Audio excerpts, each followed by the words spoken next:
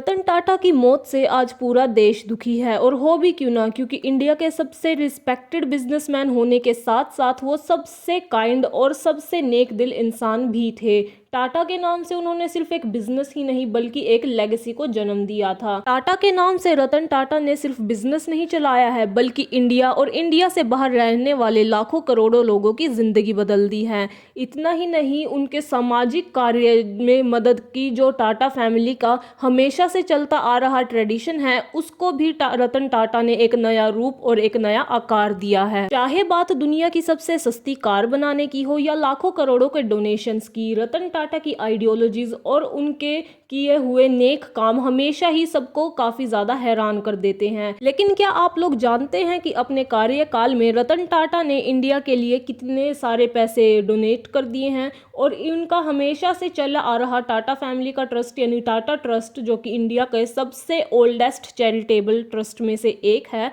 उसने आज तक इंडिया के लिए और यहाँ तक कि बाहर के लोगों के लिए भी कितनी ज़्यादा चैरिटी की है। आज इसी के बारे में हम बात करने वाले हैं, तो चलिए शुरू करते हैं। टाटा ट्रस्ट, जो कि इंडिया का सबसे पुराना चैरिटेबल ट्रस्ट है, रतन टाटा की लीडरशिप के अंदर ये काफ़ी ज़्यादा इवॉल्व हुआ है और इसने हमेशा से ही एक wide range of social issues पर फोकस किया है।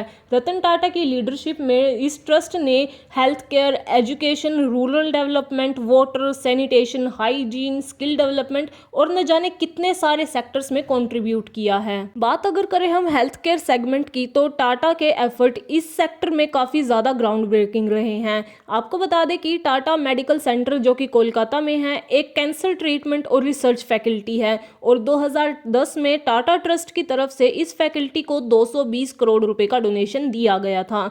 प्रवीण चौधरी, जो कि MTAI यानी कि medical technology association of India के चेयरमैन हैं, उन्होंने कहा कि रतन टाटा की लीडरशिप में टाटा ग्रुप, जो कि कभी एक डिपेंडेबल इंडियन बिजनेस हुआ करता था, उसे एक ग्लोबल पावर हाउस के रूप में ट्रांसफॉर्म कर दिया है। उन्होंने टाटा ग्रुप के एसेंट को सोशल रिस्पॉन्सिबिलिटी और प्रोफाउंड ह्यूमैनिटी के साथ ब्लेंड कर दिया है और वो हमेशा हमें ऐसे ही इंस्पायर करते रहेंगे।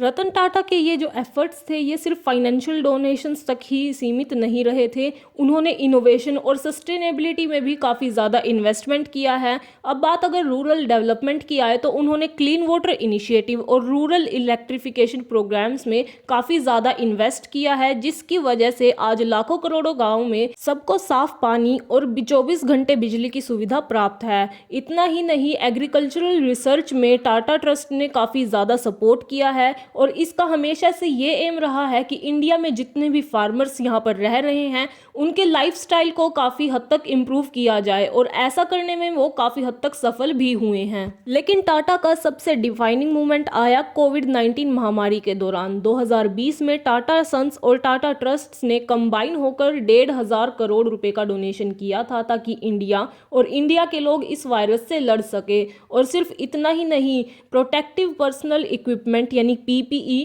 टेस्टिंग किट्स और हेल्थ केयर इंफ्रास्ट्रक्चर, इन सब को और भी ज़्यादा एडवांस बनाने के लिए टाटा ट्रस्ट की तरफ से 500 करोड़ रुपए का डोनेशन किया गया था। यानी कि 2000 करोड़ रुपए तो रतन टाटा की लीडरशिप में सिर्फ कोविड-19 के दौरान 2020 में ही इन्होंने डोनेट कर दिए थे। कुछ इतने ही महान थे हमारे रतन टाटा। जब भी कोई ट्रस्ट फंड कहीं भी पैसे डोनेट करता है, तो उस प्रोसेस को डिसबर्सल कहा जाता है और 2023 की टाटा ट्रस्ट की रिपोर्ट के अकॉर्डिंग टाटा ने 456.42 करोड़ रुपए का डिसबर्सल पूरे देश में किया था। ये काफ़ी अलग अलग हिस्सों में डिवाइडेड था। इनमें अगर आपको बता दें, तो प्रोग्राम ग्रांट पर इन्होंने 397.36 करोड़ और स्मॉल ग्रांट पर 2.24 करोड़ और इंडिविजुअल ग्रांट्स पर 56.82 करोड़ का डिस्पर्सल उन्होंने किया था। लेकिन ये भी उनके सबसे नोटेबल डोनेशंस में से एक नहीं है, क्योंकि उनके डोनेशंस के चर्चे इंडिया ही नहीं बाहर भी हो रहे हैं। रतन टाटा का आज तक का सबसे नोटेबल डोनेशन 2008 में किया गया था, जो कि रतन टाटा ने कॉर्नेल यूनिवर्सिटी न्यूयॉर्क में है, उसे डोनेट किए थे $50 मिलियन।